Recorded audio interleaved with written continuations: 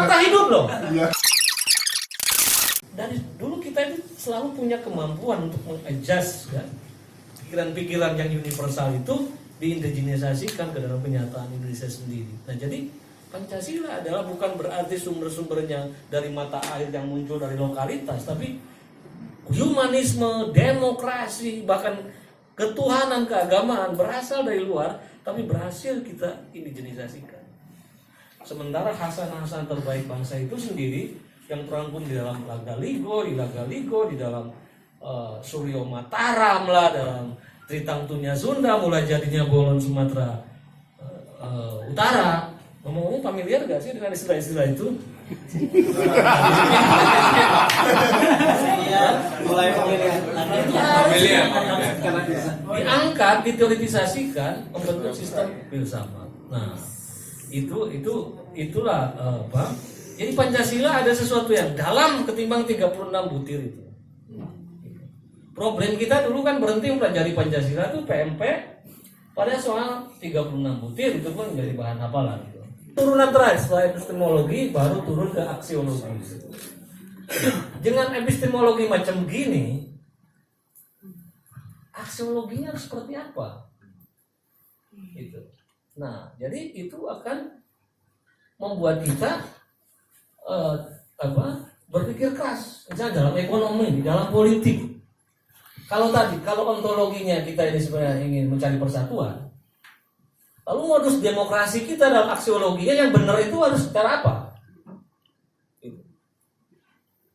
Model demokrasi yang ingin kita kembangkan itu seperti apa? Apa model konfliktual, majoritarian vote, the winner takes all, atau dengan logika ontologi dan epistemologi seperti ini yang ingin kita kembangkan adalah satu model demokrasi konsensus, bukan model konflik majoritarian tapi konsensus. Nah, karena yang kita kembangkan konsensus, maka harus kita rumuskan yang pantas mewakili rakyat itu siapa. Pengertian bahwa politik demokrasi haruslah mengandalkan partai politik sepenuhnya pengalaman Barat modern itu. Gitu. Kalau kita sekarang tanya ke orang-orang di desa-desa, kalau kalian punya masalah di dalam hidup, pertama-tama mengadu pada siapa? Bertanya pada siapa? Tokoh agama, tokoh adat. Mungkin kalau ke kubu, ke lurah itu pilihan terakhir. Iya kan? Itu fakta hidup loh. Nah sekarang untuk menentukan yang paling penting bagi negara, kenapa seluruh rakyat dipaksa untuk mewakilkan suaranya pada partai? Betul.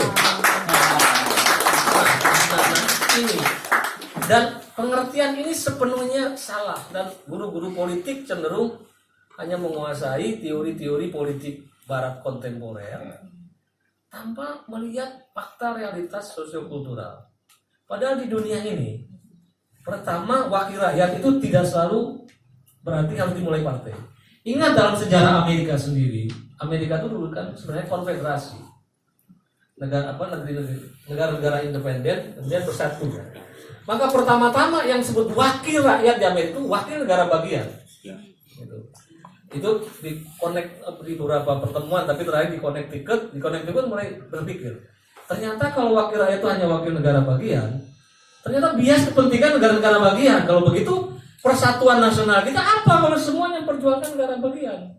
Malah mulailah dipikirkan supaya di luar kepentingan negara bagian ada entitas yang bisa menyatukan. Kalau gitu individu juga harus didengar suaranya. Barulah DPR-nya dihidupkan setelah perwakilan negara bagian. Jadi di Amerika, makanya kenapa sampai sekarang senator jauh lebih kuat ketimbang representasi DPR, karena sejarahnya begitu. Di tempat lain ada demokrasi tanpa partai politik. Contohnya mana? Iran. Di Iran itu ada demokrasi, ada pemilihan, tapi tidak ada partai politik. Jadi bagaimana cara memilih wakil rakyatnya? Utusan-utusan golongan. Oke. Ini supaya kita punya imajinasi loh. Sudah punya imajinasi, karena ini sudah cekoki salah.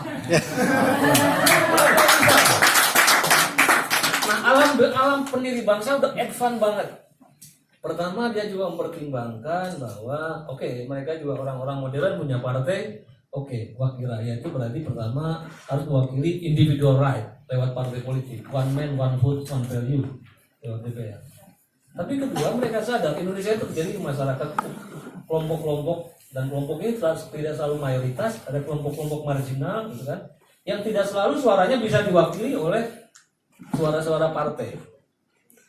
Suku muda dalam, Kaharingan, Wiwita, kelompok-kelompok ekonomi kecil seperti aborigin di Australia, itu nggak bisa tuh ditampung lewat suara partai, itu harus lewat utusan golongan. Tapi Indonesia juga satu bentangan yang luas, di mana antara Sabang Merauke luas, nggak bisa hanya tersentralisasi pikiran orang-orang dari Jakarta, maka harus ada utusan daerah juga. Nah, dulu kita berpikir harus perwakilan kita harus merangkum 3 hal.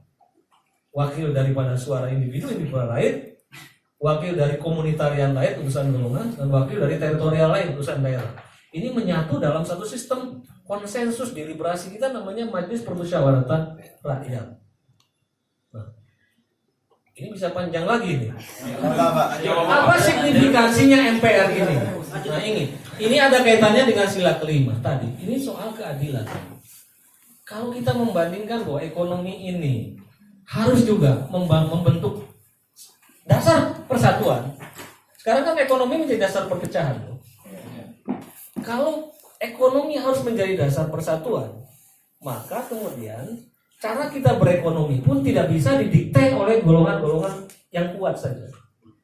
Maka ini berkaitan dengan cara mengambil keputusan dalam alokasi ekonomi seperti apa.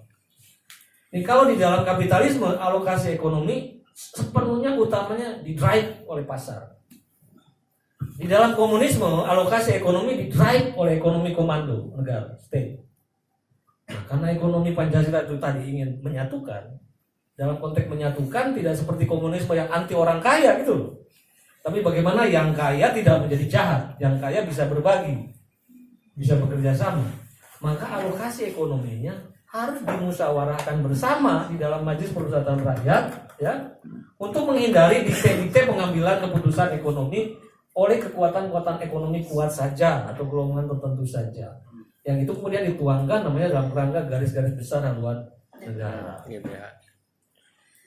Kira-kira sampai di sini dulu dah, karena masih implikasi-implikasinya panjang. Tapi yang saya katakan, cobalah Pancasila itu mulai kita bayangkan, imajinasikan tadi mulai dari dasar ontologinya itu adalah kehendak untuk bersatu.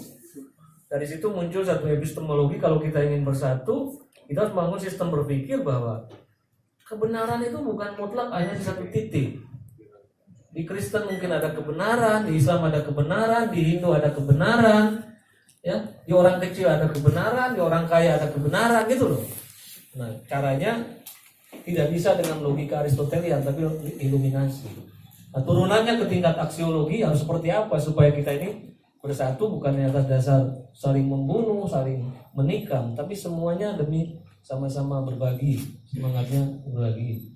Itu yang harus segera kita pikirkan. Nah, disitulah nanti kita mulai merumuskan apapun, mulailah rantai pikiran seperti itu masuk dalam imajinasi kita.